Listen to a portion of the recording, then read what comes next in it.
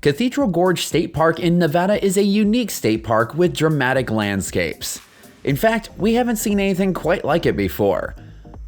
The park features eroded siltstone spires that remind us of European cathedrals, hence the name.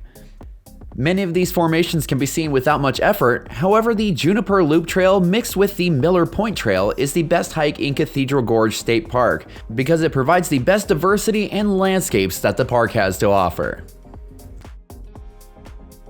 In case you were wondering, this trail is accessible to your four-legged friends as long as you keep them on a leash and clean up after them.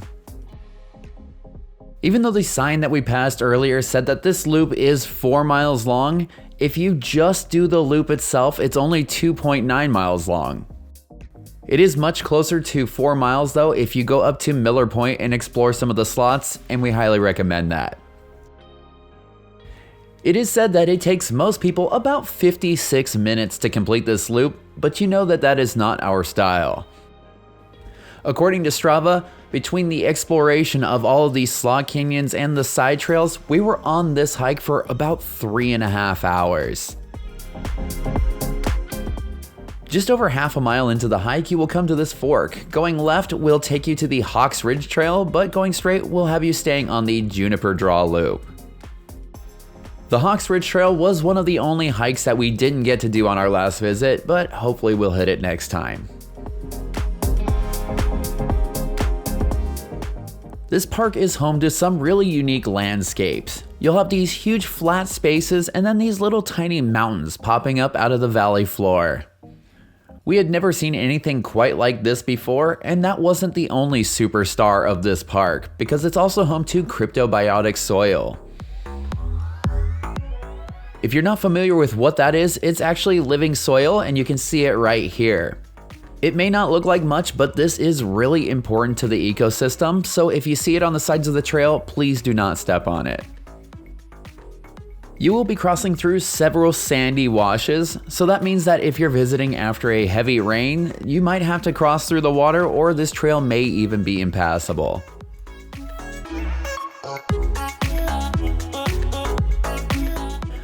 Off to the right, you're going to be seeing some more beautifully sculpted hillsides, but don't worry because the trail curves around and you'll be over there in just a little bit.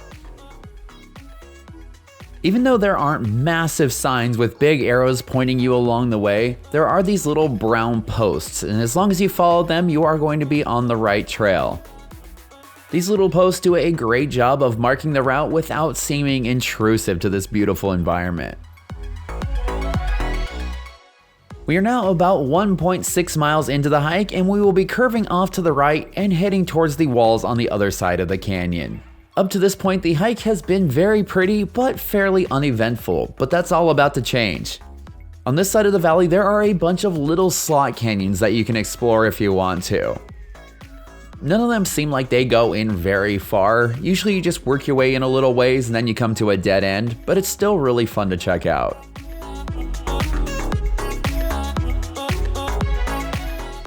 If you're visiting on a warmer day, these canyons will also give you a nice little bit of shade because everything else on this trail is completely exposed to the sun. Even though this trail is almost completely flat with the exception of hiking up to Miller's Point, we highly recommend bringing more water than you think that you need. It's the simpler hikes like these that seem to get people in trouble because they underestimate them. While the other side of the canyon was really beautiful, this side is hands down our favorite because it is so much more interactive. There is so much to see and do over here.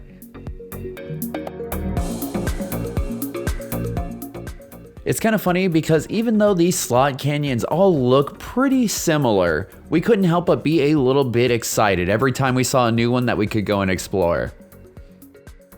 If you want to see the longest slot canyon that we've ever been in, you can click in the upper corner to see our hike from Wire Pass to Buckskin Gulch. That is the longest slot canyon in the entire world.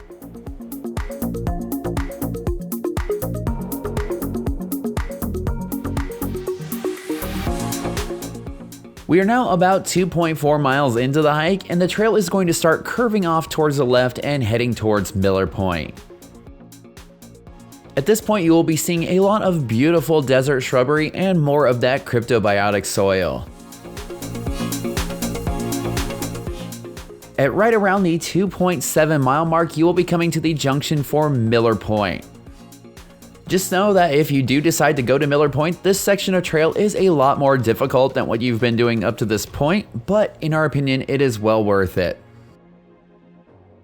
Taking this side trail will add 1.1 miles to your hike with 157 feet of elevation gain. The good thing is that they've added a bunch of stairs and a bridge here, so you're not just scrambling up hillsides, and there is a much easier way to get up to the top.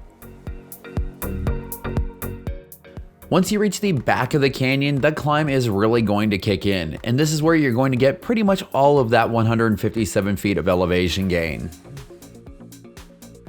We are definitely grateful for these staircases. It couldn't have been that easy to put them in, but without them, it would be pretty much impossible to get up to Miller's Point. Be sure to stop and take in the scenery along the way. There were a couple of points where it almost reminded us of Bryce Canyon. If you haven't seen our video about hiking Navajo Loop to Queen's Garden in the snow, you should definitely check it out because that is gorgeous and you can see it by clicking in the upper corner. We had one final push to get up to the viewpoint, and even though the climb wasn't that big and there were stairs, this one definitely had us breathing heavy. If you're looking for a good spot to stop and have lunch along the trail, the top of Miller's Point is hands down our pick. There's this nice little gazebo at the top, and it's a great spot to grab some shade, take a quick seat, and enjoy some food.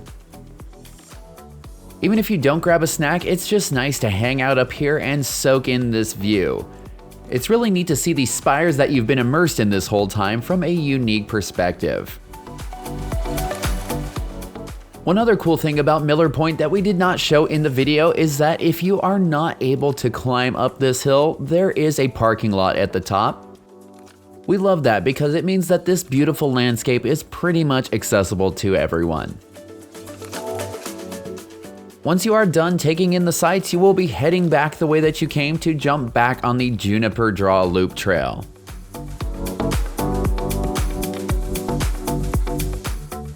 Once you get back to the junction, you need to make a left, and that is going to take us somewhere else really cool. If you make a right, you're going to be heading all the way back around the trail that you've already done. After a short section of trail, you will be at a spot known as the Cathedral Caves. And they also had this old bathroom that I don't assume is in operation anymore. This is yet another fun spot to just walk around and take tons of pictures. There are tons more of those siltstone spires here, everything from just a couple inches tall to maybe 40 or 50 feet tall. And as a little bit of a pro tip, this area here is so much fun to do photography closer to sunset. And just like Miller Point, there is a parking lot nearby, so you don't even have to hike to get here. If you head towards the back, you will find yourself at Cathedral Slots, which are more unique slot canyons that you can explore. This one is a little bit longer than the other ones that we found along the trail, but it still will probably only take you about 5 or 10 minutes to see the whole thing. There are some slightly tight corridors in these slot canyons, but I think that's part of what makes exploring it so much fun. Some of the walls in these slot canyons are extremely tall, and it really does feel like you are standing in a cathedral. The walls here also have a really interesting texture that switches from perfectly smooth to almost popcorn-like. As I mentioned before, the cathedral slots do have their own parking area as well as restrooms and a picnic area. So even if you don't feel like doing this hike, you can still visit this really neat spot. We are almost back to the campground now, but before we get there, there is still one neat thing to see, and it's this retired water tower. It was built way back in the 1930s, but unfortunately they had to stop using it because the water had such high alkali content. From the water tower, you will be crossing over the main road and the campground should be in sight. You will also be hiking on a short section of the Nature Loop Trail, which is really interesting because there are plenty of signs telling you what certain desert plants are. And with that, you have completed the Juniper Draw Loop Trail. If you enjoyed this video, please be sure to like, comment, and subscribe because it really helps out the channel.